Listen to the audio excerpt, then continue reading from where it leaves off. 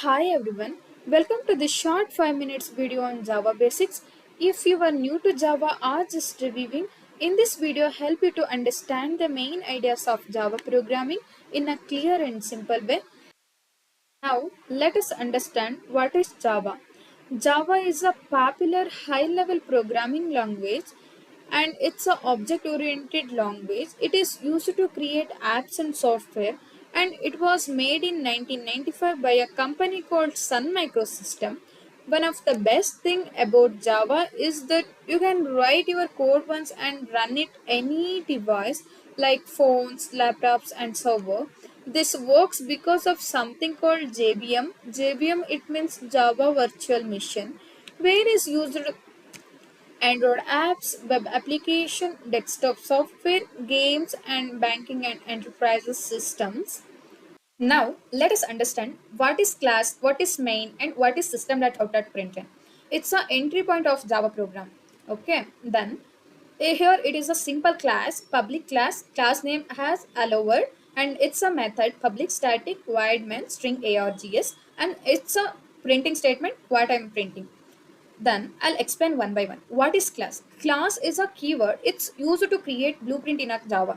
In case we are creating in a class name called Hello World, every Java program must have at least one class. Okay. Then why we are using main method, public static void main? Why we are using this is a static point of the any Java program. Any Java program it must be include. Okay. Java looks for the main method first and begins to run the code. Then I'll break down in these parts public static void main string args. Why we are using public? Accessible from anywhere. Static it does not need any object to run. Void it does not have any return anything. And main the name of the method we are using main. Then string arguments used to command line or input. You can ignore this for now. I'll explain it later. Then why we are using system.out.println? This is a print statement. Okay, what I'm writing it will print system.out.println. Okay, system is a built-in Java class and out it's the output of stream like speaker of Java.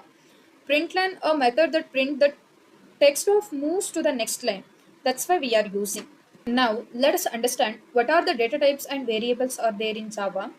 Too many data types are there, but I'll explain only few because these are the main important data types. That's why I'm using int. Why we are using int? Only print the integer values, or else only taken the integer values. Double it indicates a decimal like zero point 0.5, zero point 0.6 like this. Character any single character like dollar symbol, at symbol, capital A, or else phi. Only single character we can indicate. That time we are using character. Why we are using boolean? Boolean it indicates only true or false. Then string. String we can print like only text like I want to print my name Chaya.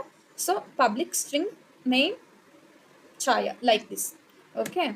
See how to write like int age equal to 25, string name equal to alias like this. Next, what are the control statements are there? First one is if else example.